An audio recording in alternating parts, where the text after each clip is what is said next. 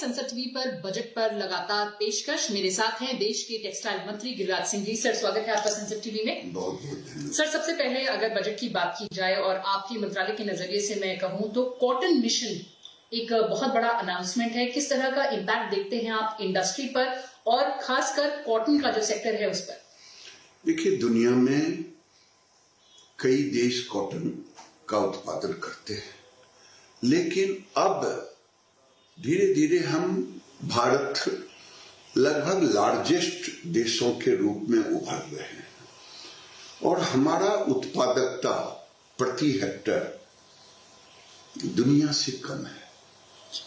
तो प्रधानमंत्री ने जो ये आज की बजट में कॉटन मिशन लाया गया है, ये एग्रीकल्चर के साथ मिलकर के हम वैसे उस पर जो काम करेंगे उसमें उत्पादकता को बढ़ाएंगे, क्योंकि नेचुरल फाइबर में भारत आने वाले दिनों में हम दुनिया के लीडर के रूप में उभर करके आएंगे। इसीलिए मैं इस बजट में टेक्सटाइल सेक्टर में किसानों के लिए कॉटन कौन उगाता?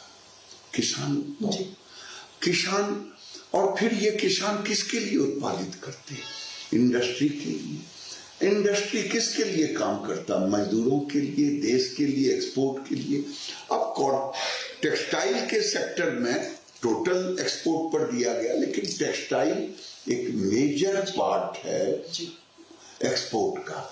हमने रखा भी है 2030 तक हम कैसे $100 बिलियन तक जाएं, ये मेरा लक्ष्य भी रखा गया है।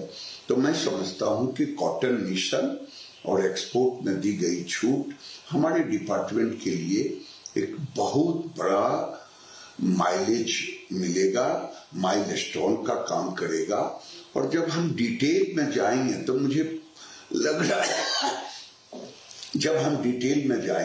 लग रहा है और कई चीजें हैं जिसको हम समाहित करके ये टेक्सटाइल के सेक्टर को एक बड़ा सेक्टर के रूप में इस बजट में उसे ध्यान देके रखा गया है, क्योंकि चाइना का कॉटन उत्पादन धीरे धीरे घट रहा है।